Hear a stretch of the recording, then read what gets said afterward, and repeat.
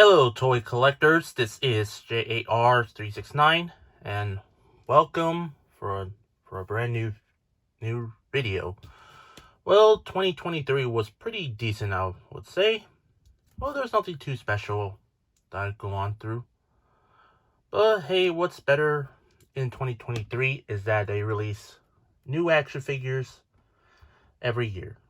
Well, throughout the months, I would say, like new Funko Pops, new action figures. Yeah. So anyway, so why not I show you my top 10 toys of 2023, or best toys of 2023. So let's get it started. Coming up on number 10, it is the McFarlane Toys DC Multiverse Batman and Robin Poison Ivy figure. Well, to be fair, I did review her with Batgirl, but the Batgirl figure looks pretty good. I mean, it's okay. But the Poison Ivy looks really better. The likeness to Uma Thurman looks pretty good. The sculpting on the figure looks excellent. Paint-apps wise looks pretty good. I would say that. But I still really wish that she could come with like any plant accessories. Because, you know, she's Poison Ivy. Like a little vines or anything. But I just think this figure is still like make it through the number 10 on my list. On the number 9, it is the Marvel Legends X-Men 97 Wolverine figure. Well, I did review the Magneto figure, and, well, that's all I can say. Yeah, I mean, both the Wolverine and the Magneto figure looks pretty good, but I would pick at number 9 the Wolverine figure. I mean, come on, this figure looks really perfect. The paint apps and everything looks perfect. The sculpting on the figure looks good. The head sculpt on the mask version looks pretty good. The unmasked one looks pretty good as well. Well, articulation is just standard Marvel Legends articulation, but you can still give him some decent amount of possibilities. Yeah. So, yeah, I'm very excited for have this another version of Wolverine figure onto my collection. And I'm so excited for the other new waves for the X-Men 97 figures that come out, like Cyclops and Jean and other. Well, I'm not sure if I'm excited for the other characters because I don't know who they are except for Cyclops and Jean. Anyway, back to the Wolverine figure. It looks, like I said, it's pretty good. I think he deserves to be the 9th spot on my list. On to number 8, it is the Star Wars Black Series Sabine Wren figure from the Ahsoka Tano TV series. Well, the figure itself looks pretty good. I say Hasbro did really a great job with this figure. The articulation, well, they're pretty much a little updated, to be honest, with the legs, because there's no swivel anymore. Well, you can swivel the upper leg because of the ball joint. But the figure itself looks pretty good. The likeness to the actress looks pretty good. The sculpting and the paint apps looks perfect. Articulation, well, like I said in my review, it is a standard Star Wars The Black Series articulation, but you can obviously give her some decent amount of possibilities. I really like how the accessories she comes with. Well, she usually comes with the 2 blasters, which is Sabine's thing, the Mandalorian helmet, and the little addition of Ezra's lightsaber. So yeah, I'm very happy that Hasbro gave us another Sabine Wren figure. If you missed out on the Rebels version, then the Ahsoka TV series is definitely a must-have. So that's why she's number 8 on the spot of my list.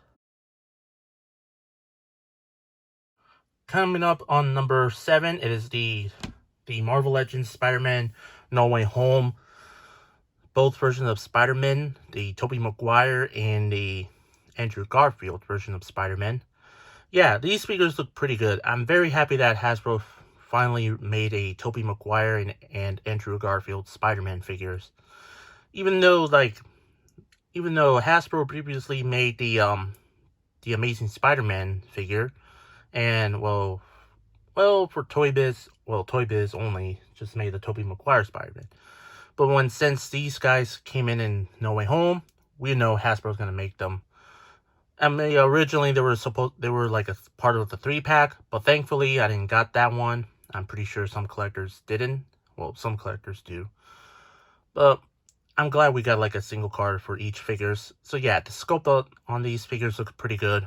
The unmasked head sculpt on both figures, the likeness to the Andrew Garfield and Tobey Maguire look pretty good. The sculpting wise on these figures looks good. The paint apps looks perfect, and the whole articulation looks very plausible. Well,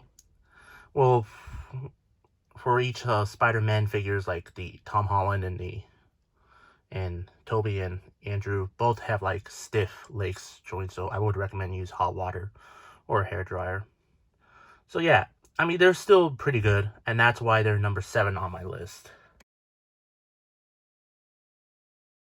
Coming up at number 6, it is the Batman 66 Two-Face figure by McFarlane Toys. Well, I did review some of the Batman 66 figure lines from McFarlane Toys, which like Batgirl and Superman and some others. But I'm gonna go with Two-Face, cause come on, he's like my favorite Batman villain. But besides that, but the figure itself looks pretty good. The head sculpt does resemblance to William Shatner, if there was like an episode based on around Two-Face back in the 60s, but there was like the animated movie, and also the comic book. The sculpting on the figure looks pretty good. The paint apps looks perfect. The articulation, well, there's very limited articulation, to be honest. So yeah, for accessories, he only came with like just a coin. That's it, a plastic coin, but not like a metal shiny coin. I really wish that McFarlane just give him like the shiny coin, which makes perfect sense. So yeah, that's why Two-Face is on number 6 on my list. On to number 5, which I didn't take out. Well, on my number 5 list, it's gonna be like those 5 figures that I reviewed back in October, which are the Universal Monsters of the Bride, Dracula, the Phantom, the Invisible Man, and the Gilman figures. So yeah, the NECA Universal Monster figures I really do love for these figures. Like for starters, like for the characters who are not wearing a mask or prosthetics, for the Bride and the Dracula figure, the likeness to Bela Lugosi and Elsa Lanchester are both great. The and for the Phantom's likeness, I mean, well, he, like I said, is in prosthetics and like makeup, so it's still really not too bad looking likeness if Lon Chaney Sr. is in prosthetics. The Invisible Man's head sculpt looks pretty good. Just a bandage up. That's it. Same thing with the Gilman. Well, just a creature from the Black Lagoon costume and everything. All 5 of these figures sculpting looks pretty good. Articulations are just your standard NECA Ultimates articulation, but you could still give them some posabilities. I really like how every figures came with the accessories of each character. Well, for the Gilman, he does not come with like the skull hand of the skeleton hand of the Gill monster, nor a harpoon gun that was promoted or teased in the Creature from the Black Lagoon. I still need an answer why. But overall, those figures are pretty cool, and that's why they're number 5 on my list. Coming up on number 4, it is the McFarlane Toys DC Multiverse The Flash movie Batman. Well, the Michael Keaton version of Batman figure. The figure, and I'm really glad that McFarlane's doing like a Michael Keaton Batman, even though this is based on the Flash movie. The figure itself looks pretty good. The likeness, well, he is wearing a mask, but you can still see the likeness to Michael Keaton behind the mask. The sculpting on the figure looks pretty good. Articulation, standard, well, McFarlane Toys articulation, but you can still give him some decent amount of posabilities. Accessories are not too bad. You know, it's just the usual grapple gun and batarang, which is weird. I really wish both of them are colored in black with the gold tips, well, exception for the batarang, which like the bottom tip is silver, but for the hook, on the grappling hook, it's supposed to be gold. But at the end of the day, I say this figure is still really good for if you're a big Michael Keaton Batman fan. And I know there is the other Michael Keaton Batman based on the '89 movie that came with the Batmobile, and the other with the all the Batman figures in the 6-pack. But for the Flash movie version of Batman, I'm still pretty happy with this figure. So that's why he's number 4 on my list. And roundup number 3, it is the Marvel Legends Disney Plus Wave Infinity Ultron figure. So the figure itself looks pretty good. I like the metallic paint all over this figure. The sculpting looks pretty good. Articulation, very posable, I would say. Yeah, I like, well, just a standard Marvel Legends articulation, but you can still give him some decent amount of posabilities of this figure.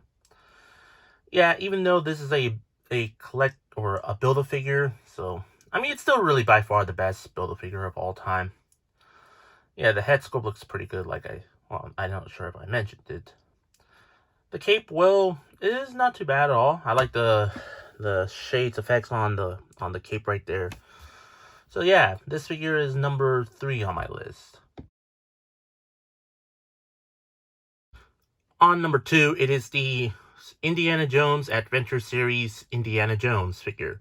Well, to be fair, I did review a lot of Indiana Jones Adventure Series figures with Walter Donovan, Arnold Toad, or Professor Indy, and Indy from Temple of Doom, and Short Round, also Snyder, and of course Professor Henry Jones Sr. Well, yeah, these figures are cool, but I would say I like this one a lot better. Because come on, this is his classic look, his most iconic outfit look. The likeness to Harrison Ford looks perfect. Articulation is very posable indeed. And he has quite a lot of accessories besides the build an artifact piece. But at the end of the day, this figure is definitely a must-have for your collection. So yeah, this figure is by far, I would say, I'm pretty sure some collectors might add him like number 1 or higher. But number 2, he will be perfect in number 2 on my list. So yeah. So that's why this figure is on number 2 on my list. And number 1 on my list, it is another NECA figure. Well, only one NECA figure that isn't totally number 1. So here it is. The number 1 is Ghostface well, I cannot say the actual movie because I don't know, for some reason. Well, it's the Ghostface Takes Manhattan figure of Ghostface. So yeah, this figure is by far a great figure. I like the swappable mask instead of the swappable heads. That's really perfect. And I really like one of the masks that glows in the dark. Same thing with the second knife that he comes with. Well, there's so many collectors who might complain about this figure, the cloth robe that this Ghostface figure has, which I quite understand. Yeah, half of the lower body should have been the lower half should have been the cloth, while the upper body should have been, well, solid, which I quite understand. But you gotta admit, this figure is still perfect for horror fans. Like the other knives, there's a lot of accessories, like the voice box, the Ghostface Statue of Liberty, the Play Kill magazine thing, Yeah, everything in this figure is very New York-ish related. So yeah. And I'm very happy to have this version of Ghostface figure, since if you missed out on the other Ghostface figure that NECA made, well, this is a figure must-have for your collection. Well, yeah, I say must-have, but it was originally a New York Comic Con exclusive, but he sold out at NECA stores. So yeah, if you want to hunt down for this character, yeah, good luck finding this figure on eBay for a decent price. But that's all. So that's about it for my list of the top 10 best figures of 2023. So, what do you think? Do you agree with my list or not? Let me know in the comments down below. If so, what's your favorite, what's your by far the best figure of 2023? So leave it in the comments down below.